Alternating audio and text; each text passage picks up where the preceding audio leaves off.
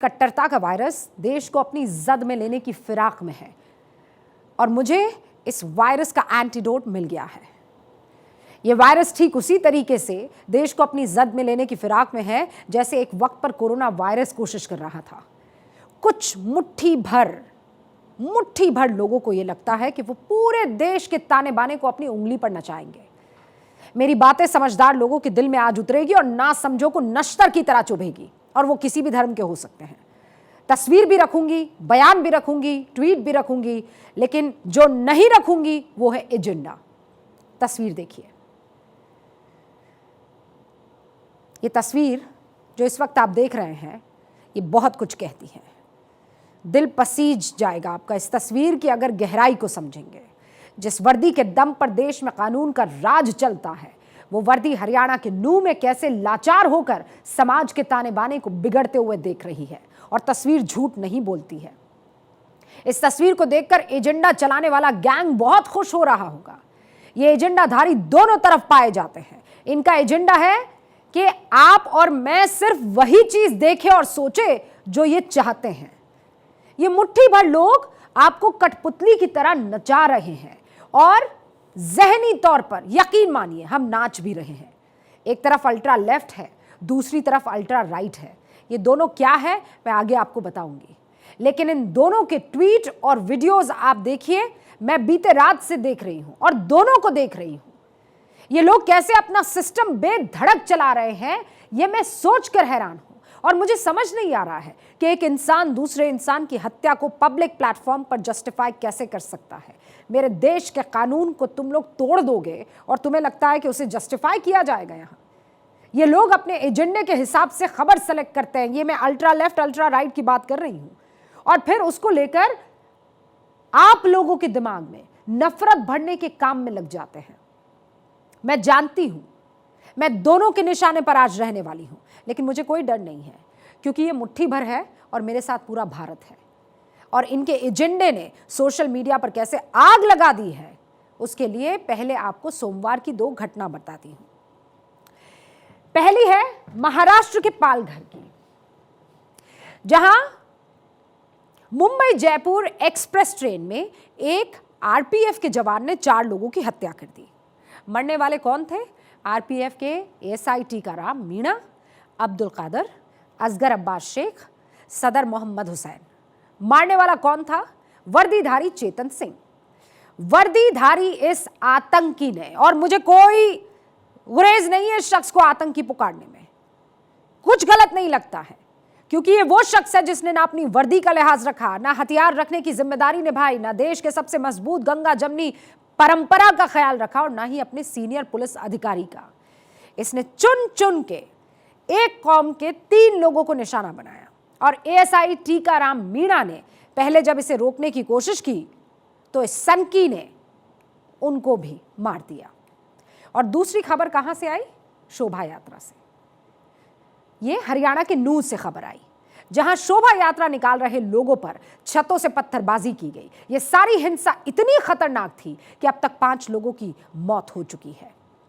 यह धार्मिक कट्टरता के कारण जो 31 जुलाई की 2 घटनाएं हैं उसने पूरे देश को हिलाकर रख दिया है। और आज 1 अगस्त है। आज से ठीक 7 दिन बाद क्या है बताइए? आप कहेंगे 8 अगस्त है। 8 अगस्त है। इसी 8 अगस्त 1942 को महात्मा गांधी ने क्विट इंडिया मूवमेंट की शुरुआत की थी। आज मैं आप लोगों से कहने आई हूं कि कट्टरता भारत छोड़ो यह आंदोलन अब हमें ही चलाना होगा। मैं आप सबसे अभियान छेड़ने की अपील करने आई हूं, क्योंकि इस कट्टरता की वजह से महाराष्ट्र से लेकर हरियाणा में धार्मिक उन्माद की सबसे खतरनाक तस्वीर सामने आई है। आपके घर में आपकी मां या पत्नी या आप खुद रोटी बनाते होंगे, फिर खाते भी होंगे। मतलब एक आदमी रोटी बनाता है, दूसरा खाता है, लेकिन एक तीसरा शख्स होता है जो उस रोटी से खेलता है। ये खेल खेलने वाले लोग हैं अल्ट्रा राइट अल्ट्रा लेफ्ट। ये वो लोग हैं जिन्हें किसी की मौत में सबसे पहले मरने वाले का धर्म नजर आता है। मरने वाला अगर हिंदू है तो अल्ट्रा राइट वालों का चश्मा इसे अपने धार्मिक एजेंडे के हिसाब से देखता है। फिर सोशल मीडिया से लेकर मेन स्ट्रीम मीडिया तक पर उस एजेंडे के तहत धार्मिक उन्माद फैलाने की शुरुआत हो जाती है। नू हिंसा के बाद सोशल मीडिया में अल्ट्रा राइट विंग ने कल से कुछ यही एजेंडा दिखाया है। मैं आपको कुछ ट्वीट्स दिखाती हूं। मेवात के आतंकियों ने चुन चुन कर हिंदुओं की दुकान में आग लगाई है। जिन जिन दुकानों पर हिंदू नाम लिखा था सबको लूट लिया गया। यह अल्ट्रा राइट के ट्वीट्स पढ़ के सुना रही हूं आपको। मेवात ने हिंदुओं के शरणार्थी बना दिया गया है, जबकि यह उनके पूर्वज की जमीन है। फिर एक और ट्वीट, हिंदुओं पर हमले की गहरी साजिश 2 दिन पहले से की कट्टरपंथी मुसलमानों ने पत्थरों को इकट्ठा करने की कवायद। इन जिहादियों की हरकत पर अब ना देश शर्मसार होगा, ना कोई सेलिब्रिटी ट्विटर पर रोएगा और ना ही मिलॉर्ड को गुस्सा आएगा, क्योंकि हमला करने वाले शांति प्रिय समुदाय के जो हैं। जिन लोगों ने ये लाइनें सोशल मीडिया पर लिखी, मैं उनका नाम आपके सामने नहीं रखूंगी, क्योंकि मैं अपने चैनल का सम्मानित प्लेटफॉर्म इनको नहीं दे सकती हूं। मैं नहीं चाहती हूं कि इस प्लेटफॉर्म का फायदा नफरती लोग उठाएं। आप सिक्के का दूसरा पहलू देखिए। इन लोगों ने ट्रेन गोलीकांड पर कैसे अपना एजेंडा चलाया, कुछ भी नहीं, एकदम चुप्पी। क्यों?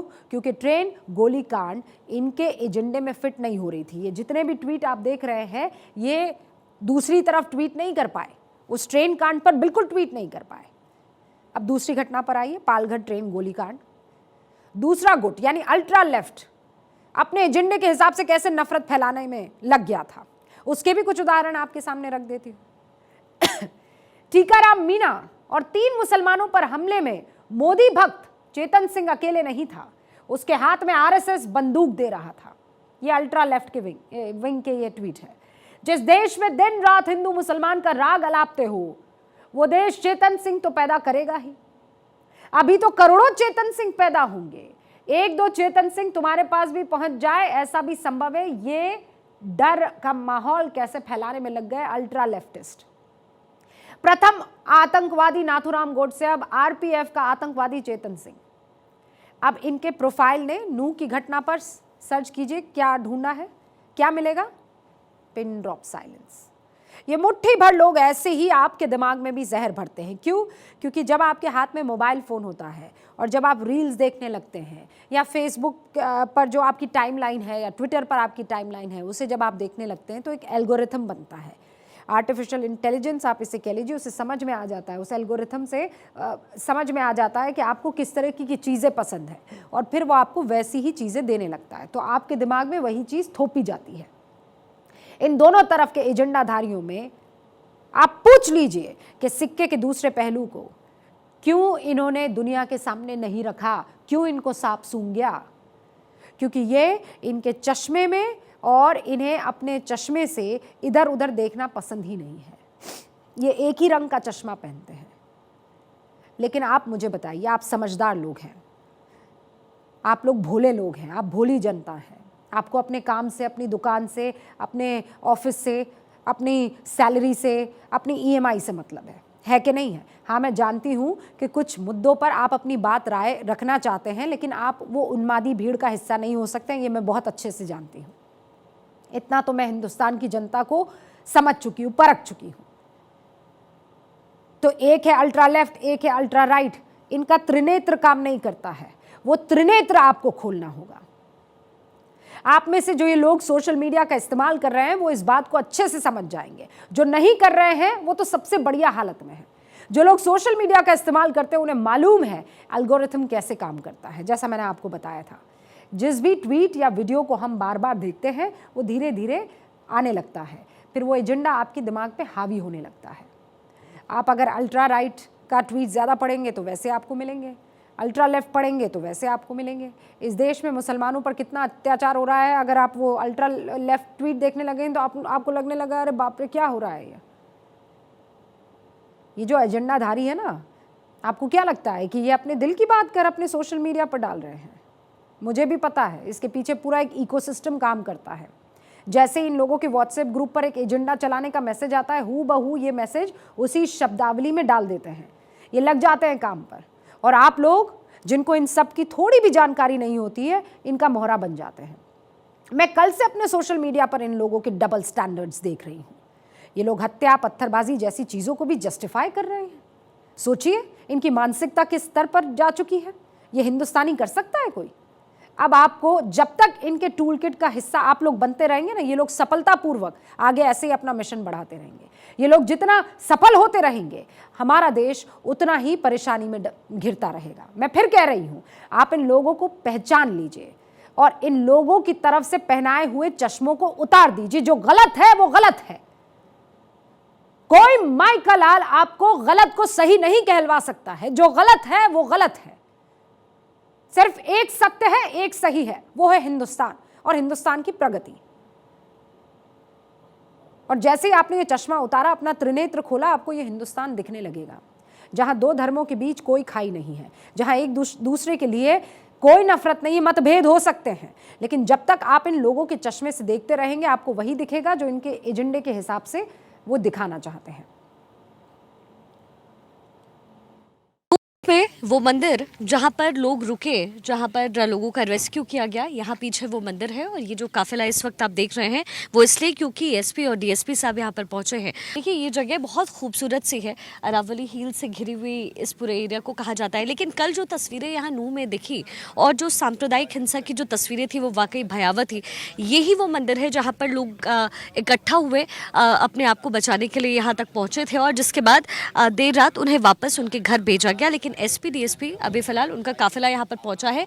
अंदर तहकीकात की जा रही है, बातचीत की जा रही है। जो कुछ लोग अंदर अभी भी मौजूद हैं उनको किस तरीके से उनके घर तक पहुंचाना है, किस तरीके से उनका रेस्क्यू किया जाए, आगे स्थिति ना खराब हो, इसको लेकर के लगातार प्रशासन इस वक्त अलर्ट मोड पर है। नूह में जो किया है उसको कोई जस्टिफाई कर सकता है? चाहे कोई कुछ भी कह दे कि सामने वाला भड़का रहा था, वीडियो डाल रहा था, मैं आ रहा हूं, मैं जा रहा हूं। अरे तो फिर प्रशासन के ऊपर विश्वास कौन करेगा? आप लोग सिलेंडर लेकर खड़े हो जाएंगे, आग के हवाले कर देंगे अपनी ही जमीन को। आप देखिए आज इन नफरती लोगों के चक्कर में नूह सहित हरियाणा के कई इलाके हिंसा की आग में कैसे जल रहे हैं। ये तस्वीरें देखिए, छत से पत्थर फेंके जा रहे हैं, गाड़ियां जलाई जा रही है, पुलिस को निशाना बनाया जा रहा है। नूह कहां है जानते हैं आप? देश की राजधानी दिल्ली से 86 किलोमीटर दूर है बस। लेकिन वहां जो हुआ उसको देखकर ऐसा लगता है कि आजादी के वक्त धार्मिक तनाव की कोई तस्वीर है ये। जब देश विकास की रफ्तार में दुनिया से कदम ताल कर रहा है, तब ये लोग पत्थरों से दूसरों की जान लेने में लगे हुए हैं। मैं फिर कह रही हूं, आप लोग अपना त्रिनेत्र खोल दीजिए, सच्चाई को समझिए और कुछ लोगों के एजेंडे का शिकार होने से बचिए। नूह में हुआ क्या था बताइए? एक धर्म के लोग धार्मिक यात्रा निकालने के लिए जा रहे थे। क्या कर रहे थे वो? आपको वो यात्रा पसंद नहीं आएगी तो आप उस पर पत्थर बरसाने लगेंगे। अरे देश में लोकतंत्र है कि नहीं है? आपको उनकी यात्रा में कोई गैर कानूनी चीज लग रही थी तो आप पुलिस के पास जाते। अगर पुलिस नहीं सुनती तो धरना देते। क्यों? सीएए के खिलाफ तो खूब धरना दिया था कि नहीं दिया था? इस बार भी धरने पर बैठ जाते। लेकिन आपने अपनी छतों पर पत्थर जमा कर दिए। कौन करता अपने छतों पर पत्थर इस तरीके से जमा? आप खुद अपनी लड़ाई लड़ने की तैयारी करने लगे और इस तरीके से ये लड़ाई है, कानूनी लड़ाई लड़िए ना आप। और फिर यात्रा पर पत्थरबाजी आप शुरू कर देते हैं। आपको ना तो इस देश के कानून की परवाह है, ना सिस्टम की परवाह है, ना नूह मामलों को सही ठहराने वाले लोगों वो जो कह रहे हैं कि मोनू मानेसर उस शोभा यात्रा में शामिल था इसीलिए मुसलमान नाराज हो गए। अरे आप नाराज होंगे तो पत्थर चलाने लगेंगे, पुलिस थानों पर हमला कर देंगे। मैं आपसे पूछना चाहती हूं कब तक ऐसा होगा? और कब ऐसा हुआ है कि मुहर्रम के ताजिया निकालने पर किसी हिंदू मोहल्ले की छत से पत्थरबाजी की गई हो? मुझे बताइए, एक ऐसी घटना बता दीजिए। मेरी टीम ने पूरी रिसर्च की है, उन्हें भारत के इतिहास में ऐसी एक भी घटना नहीं मिली है। और अगर आपको मिलती है तो मुझे ट्वीट करके बताइए। आपके इलाके से शोभा यात्रा निकलेगी, आप पत्थर मारने लगेंगे, आप सिलेंडर फोड़ने लगेंगे। लेकिन नूह हिंसा की पूरी ग्राउंड रिपोर्ट हमारे संवाददाता ने आपके लिए कवर की है। उन्होंने घटना की क्रोनोलॉजी समझाने की कोशिश की है। नूह में हुई हिंसा में दो सबसे मेन स्पॉट हैं जिसमें हिंसक भीड़ ने उन दो स्पॉटों पर सबसे ज्यादा उपद्रव मचाया है। उसमें से एक स्पॉट है साइबर क्राइम थाना। ये वो थाना है जहां उपद्रवी भीड़ ने कुछ इस कदर कहर मचाया कि पुलिस खुद ही अपने आप लाचार हो गई और उसके बाद तमाम कोशिशें करने के बाद उस भीड़ पर काबू पाया गया। दरअसल ये विजुअल्स आपको बताएंगे और उसके साथ साथ दिखाएंगे ये तमाम चप्पलें ये उस हिंसक भीड़ में से किसी व्यक्ति की थी जो लगातार कोशिश कर रहा था कि इस थाने में उपद्रव मचाया जा सके। उसको संभालने को लेकर 2 थानों के एसएचओज आए और उनकी गाड़ी का क्या आलम है आप खुद देख सकते हैं। गाड़ी को पूरी तरह से बर्बाद कर दिया गया है, क्षतिग्रस्त कर दिया गया है। दरअसल इस गाड़ी को जो आप देख रहे हैं ये है SHO police station industries sector 7 Manesar की गाड़ी है। और अगर बात करें उसके साथ एक और दूसरे एसएचओ की जो गाड़ी तैनात की जाती थी उनको सुविधाएं और स्पॉट में पहुंचने को लेकर उन गाड़ी का आलम किस कदर हो चुका है आप खुद देखिए। ये गाड़ियां पुलिस अधिकारियों की हैं जो कि इस थाने में तैनात थे और उनके सभी गाड़ियों के आप देखेंगे शीशे टूटे हुए हैं। ये पत्थर खुद बयां करेंगे कि उस दौरान क्या आलम रहा होगा और उस उपद्रवी भीड़ ने हर वो संभव कोशिश की कि हर चीज तोड़ी जा सके। हर वो अधिकारी, हर वो संस्था जो कि लोगों में विश्वास दिलाती है उस डेमोक्रेसी की, उस भाईचारे की, वो हर चीज तोड़ दी गई, फोड़ दी गई। तमाम ये पत्थर खुद थाने के अंदर हैं और इसके साथ साथ उपद्रवी भीड़ ने गाड़ी के साथ साथ तमाम वो चीजें इनके कैंटीन से लेकर तमाम चीजों को तोड़ डाला, फोड़। इसके साथ साथ ऐसा उपद्रव मचाया जो खुद पुलिस अधिकारी भी हैरान है पूरी तरह से। देखा आपने। अब ये पत्थर बरसाते युवाओं को आपको दिखाती हूँ। इन्हें इस बात का कोई डर नहीं है कि इनकी हरकतों से कितनी बड़ी हिंसा फैल गई। इनके दिमाग में बस एक खास समुदाय के लिए नफरत है, उस मोनू मोनेसर के लिए नफरत है, मानेसर के लिए। और ऐसे किसी भी शख्स से देश को नफरत होनी चाहिए, लेकिन कानून अपना काम करेगा। ना कानून की परवाह करते हैं ना पुलिस की। इन्हें तो बस पत्थर बरसाना है। और फिर अल्ट्रा लेफ्ट वाले लोग इनकी इस हरकत को जस्टिफाई भी करने लगते हैं। अरे आप अल्पसंख्यक हैं तो क्या आप कुछ भी करेंगे और आपको बचाया जाता रहेगा। ये एक्स्ट्रा सहानुभूति की जरूरत आपको क्यों है? खुद मुख्तार कौम है हम अपने अधिकारों और जिम्मेदारियों का एहसास करने वाली कौम है। हमें ऐसे लोगों की जरूरत नहीं है जो हमारी गलतियों पर पर्दा डालें। और पत्थरबाजी कर रहे इन लोगों की जितनी गलती नूह को जलाने में है उतनी ही गलती हरियाणा सरकार की भी तो है, ये मैं जानती हूं और उस पर मैं आऊंगी। लेकिन यहां आपको देखना होगा कि जो लोग पत्थर फेंक रहे हैं वो कानून हाथ में ले रहे हैं कि नहीं ले रहे हैं। जिन लोगों ने पत्थर को वहां पर इकट्ठा किया है वो प्लानिंग के तहत किया है कि नहीं किया है। हर बार आप एक्स्ट्रा क्वेश्चन देंगे और ये बताने की कोशिश करेंगे कि नहीं ये जो है सब सही हो रहा है, इसलिए हो रहा है क्योंकि सामने वाले ने गलत किया है। कानून आपको इस चीज की इजाजत नहीं देता है। मैं किसी के पक्ष में नहीं हूं। जिनकी जो जिम्मेदारी है उसे पूरा करना ही पड़ेगा। और इसीलिए मनोहर लाल खट्टर साहब, आप मुझे बताइए, नूह में धार्मिक यात्रा की जानकारी आपकी पुलिस को थी कि नहीं थी? आपको थी कि नहीं थी?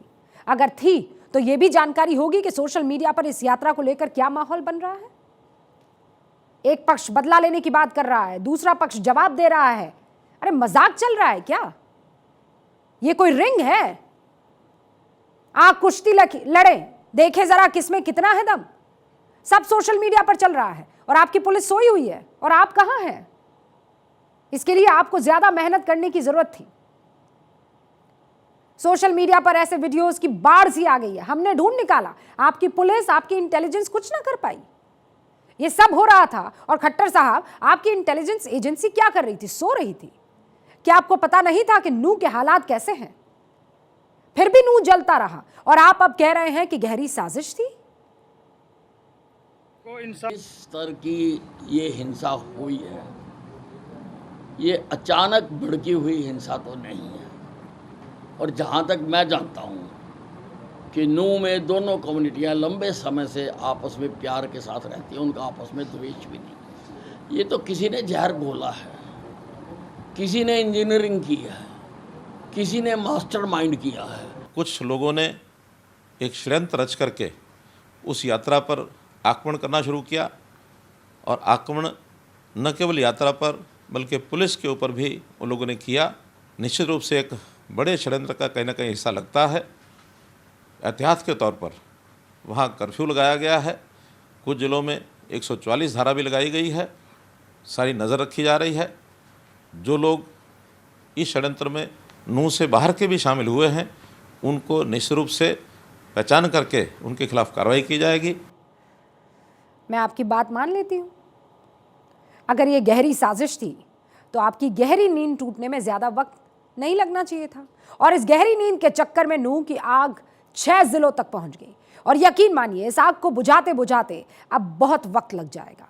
ये राज्य सरकार की नाकामी है, ये समाज के तौर पर हमारी नाकामी है, और इस नाकामी का जिम्मा जब तक हम एक समाज के तौर पर नहीं लेंगे हम आगे नहीं बढ़ पाएंगे। कुछ नफरती गुर्गे ऐसे ही एजेंडे बनाकर आप लोगों को भड़काते रहेंगे, आप भड़क कर पत्थरबाजी करते रहेंगे, और इन सब के चक्कर में पूरा समुदाय पिछड़ा बनता रहेगा। लगातार ऐसा ही होता रहा है, और इनको इस बात को समझना होगा। ये वो इलाका है जिसने महात्मा गांधी के साथ खड़े रहकर हिंदुस्तान की आज़ादी के लिए जंग लड़ी थी, और आज क्या कर रहे हैं? पत्थरबाजी। शर्म से सर झुक जाना चाहिए। और ये एजेंडाधारी जो इस वक्त यहाँ पर टीवी देख रहे हैं उनको मैं एक एग्जाम्पल देना चाहती हूँ। आपको लगता है कि पूरा हिंदुस्तान जो है वो कट्टरता की आग में जल रहा है? मैं एक उदाहरण से आपके इस झूठ का पर्दाफाश कर दूंगी, और ये उदाहरण मेरे सामने इस वक्त मौजूद है। मैं उन दोनों को स्टूडियो में बुलाना चाहूंगी। इमरान, चंदन, प्लीज।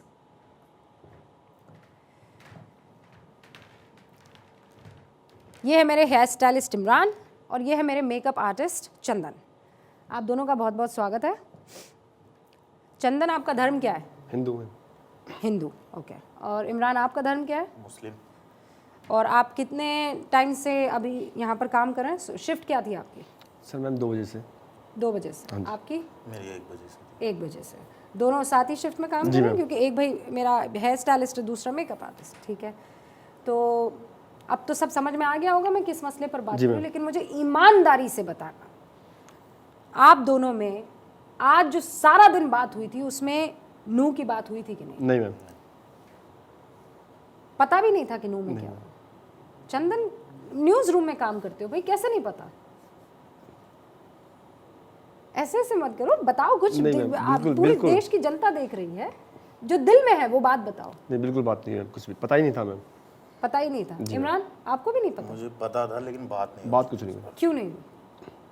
बस ऐसे ही, क्योंकि हमारा माहौल नहीं है ना वो सब चीज़ें। बस न्यूज़ में देखता हूँ, मुझे तो देखने का शौक है। देखने का शौक है? तो फिर ये हिंदू है, इससे आपने क्यों नहीं बात की? उस टॉपिक पे हमारी कभी बात ही नहीं होती है, ऐसे कोई टॉपिक में। क्यों नहीं होती है? मतलब ऐसा लगता है झगड़ा हो जाएगा इसलिए नहीं होती है कि? नहीं, जरूरत ही नहीं पड़ती। सोशल मीडिया पे अकाउंट है आपका? जी मैम। क्या देखते हो सोशल मीडिया पे? कुछ रील्स देख लेते हैं, कुछ नहीं। रील्स देखते हो? कौन सी रील्स देखते हो? कॉमेडी रील्स देखते हो? और ये वाली सारी रील्स नहीं देखते हो? नहीं मैम, कुछ नहीं आता है तो फिर क्या करते हो? ऐसा कुछ अगर रील आ जाती है पढ़ लेते हैं, छोड़ देते हैं। Ignore ma'am. इग्नोर? जी मैम। और इमरान?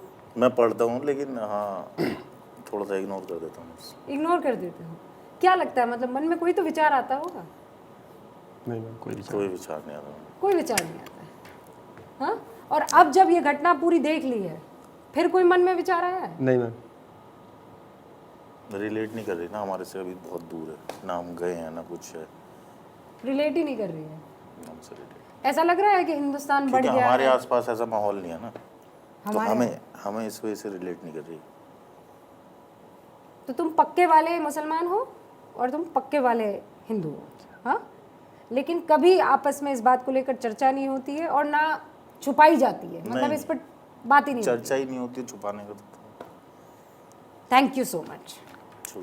ये थे चंदन और इमरान। चंदन और इमरान जो है, जैसा मैंने आपको बताया, ये मेरे दिमाग में ख्याल आया कि कल रात से भाई हम तो बड़ा देख रहे हैं। अनुभा, सुन रही हो ना? अब इस बात का एहसास हुआ जब इन दोनों को देखा, खूब मस्ती में बातचीत कर रहे हैं, एक कोई चुटकुला पढ़ रहा है, कोई दूसरा बात कर रहा है। ये हिंदुस्तान है, ये रियल हिंदुस्तान है, सोशल मीडिया हिंदुस्तान नहीं है। आप अपने आसपास देखिए, हाँ ये जो क्राइम हो रहे हैं वो होते हैं, ये मुट्ठी भर लोग हैं, ये पूरा हिंदुस्तान नहीं है। मैं यकीन मानती हूँ आप इस बात को समझ गए होंगे।